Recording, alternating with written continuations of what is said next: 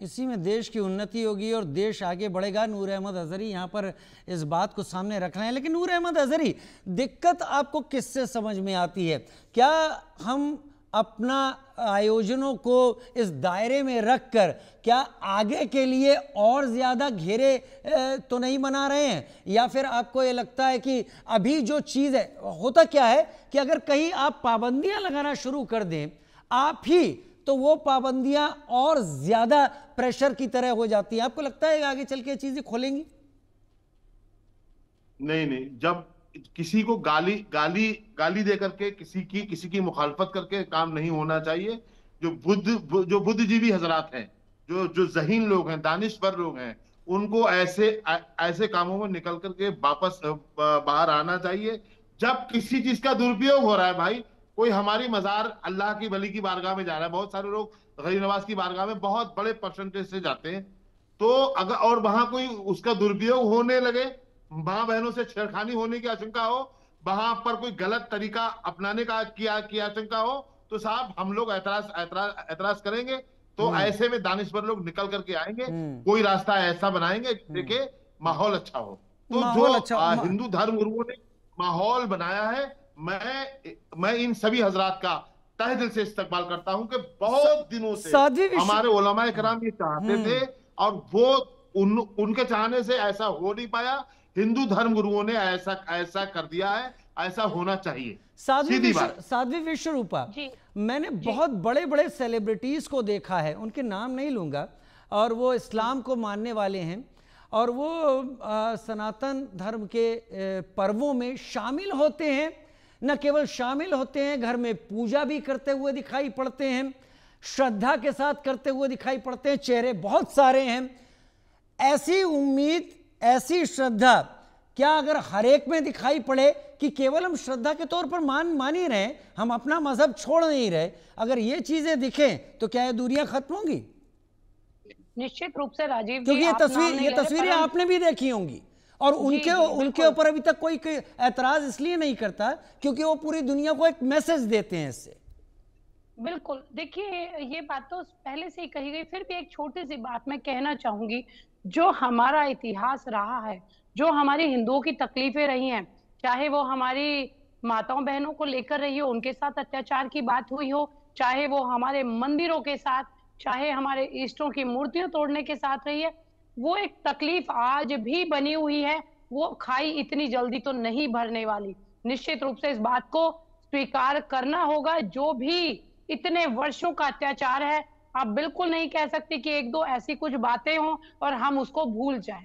ये भूलने वाली बातें नहीं है। फिर भी मैं कहना चाहूंगी कि अच्छा संदेश है, जाना भी चाहिए। मैंने तो पहले ही कहा था, सबसे पहला मेरा यही था कि सभी का स्वागत है अगर वो अपने धर्म को पहचान रहे हैं। अगर भारत में रहने वाले भाइयों को सभी जानते हैं कि वो कन्वर्टेड हैं, तो निश्चित रूप से प्रत्येक व्यक्ति वहां सनातनी है, हिंदू है, तो अगर वो अपने पूर्वजों का, अपने इष्टों का सम्मान कर रहे हैं तो सभी को करना चाहिए। ये सभी का स्वागत है इस बात के लिए, और एक अच्छा संदेश पूरे भारतवर्ष क्या पूरे विश्व में जाता है इसका, तो निश्चित रूप से तो बहुत सुंदर बात है जी। निश्चित रूप से बहुत सुंदर बात है, और ये सारी चीज़ें यहाँ पर दिखाई भी पड़ रही हैं, चीज़ें सामने आ रही हैं। स्मृति ईरानी का कोट किया, मदीना की यात्रा पर थी। हालांकि ये कहा जा रहा है कि मस्जिद नबवी, हजरत मोहम्मद की मस्जिद, जबल अहद और मुस्लिम समुदाय की पहली इबादत गाह समझे वाली मस्जिद कुबा वो गई थी। मक्का की बात, क्या मक्का और मदीना में मक्का अलग है ना, अगर मैं गलत नहीं हूँ नूर अहमद अजहरी? मक्का ही वो जगह है जहां पर हज करने के लिए सब लोग जाते हैं। जी जी, मक्का में हज होता है, मदीने में नहीं। और वहां पर गैर मुस्लिम के लिए पाबंदी है। वहां भी गई हैं स्मृति ईरानी, पढ़िएगा। नहीं, मैं वही चेक कर रहा था। स्मृति ईरानी 3 जगह गई थी, मस्जिद नबवी, हजरत मोहम्मद की मस्जिद है, जबल अहद और मस्जिद कुबा। ये 3 जगह उन्हें सऊदी प्रशासन ले गया था जब वो माइनॉरिटी अफेयर्स मिनिस्टर हुआ करती थी। फिलहाल हज जो है, हज वो होता है मक्के में होता है, सफा और मरवा मक्के में है, उमरा भी होता है मक्के में होता है। वहां से करीब में अराफात है, अराफात में जो हज के अरकान है वो अदा किए जाते हैं। और ये पूरा इलाका जो है वो मक्का शरीफ का है। मदीने शरीफ और मक्का शरीफ की दूरी तकरीबन 430 किलोमीटर दूर। एकदम आप बेहतर कह रहे हैं। मैं अपने दर्शकों को बता दूं, जो आपने बात कही थी कि ये पहली बार हुआ था कि मदीना में पहली बार किसी गैर मुस्लिम शिष्टमंडल का, गवर्नमेंट का स्वागत किया गया। लेकिन जहां तक मक्का की बात है, पवित्र मस्जिदें जहां पर हज होता है वहां पर अभी अलाउड नहीं है। ये एक नियम है, ये एक कायदा है जो इस्लाम ने तय कर रखा है कि आपको ये कायदा मानना होगा, तब आप वहां पर जा सकते हैं। हालांकि एक बहुत पहले की बात है, रिचर्ड बटन हुआ करते थे, एक हिस्टोरियन, वो जरूर गए थे, लेकिन अब तब इतनी सख्ती नहीं थी। अब ये जरूर है कि वहां पर आपको जाना पड़ेगा। तो साध्वी, एक चीज तो समझ में आ रही है जी। हर जगह, हर पवित्र जगह के कुछ नियम होते हैं। उस पवित्र जगह को जाने के लिए, वहां पर अपनी बात रखने के लिए या वहां दर्शन करने के लिए आपको नियमों का पालन करना जरूरी है। आप अपने नियम नहीं बना सकते। तो ये नियम का पालन की बात है। मुझे लगता है इसमें कोई तकलीफ की बात नहीं है, सिर्फ नियमों का पालन है। साध्वी विश्वरूपा जी, बिल्कुल राजीव जी। देखिए, जैसे अभी आपने बताया, अगर वहां पे नियम है तो निश्चित रूप से कोई हिंदू वहां जाकर ना तो भेष बदल कर जाता है, ना वो टोपी पहन के जाता है। वो कोई भी, कभी भी आप देख लेंगे, ऐसा आपको एक भी केस नहीं मिलेगा। तो यही तो हम चाहते हैं, जो अगर आपके धर्म के कुछ नियम हैं, तो हमारी धर्म में भी जो आस्था है, भावना है, हमारे भी कुछ नियम है।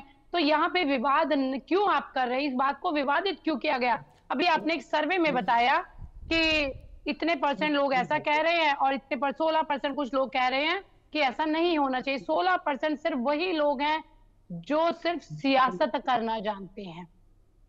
चलिए, वो जानबूझ के वो सियासत करना जानते हैं। और आज की चर्चा का सार संक्षेप ये है, जो मैसेज जा रहा है, आप आदर करना सीखिए, आप दिल में वो भावना लीजिए, दिल में वो श्रद्धा लीजिए, तो हर इबादतगाह, हर मंदिर, हर पूजा स्थल के दरवाजे होंगे। लेकिन बिना श्रद्धा लिए, केवल दिखाने के लिए, नाम पहचान, चेहरा बदल कर अगर आप जाने की कोशिश करते हैं, तो वो पाप कमाने से ज्यादा और कुछ नहीं हो सकता। ये मोटी मोटी आप लोगों के जरिए राय निकलकर सामने आई। उम्मीद है नूर अहमद अजहरी जो संदेश देने की कोशिश कर रहे हैं, उसे युवा भी समझेंगे। वो लोग जो कि आज के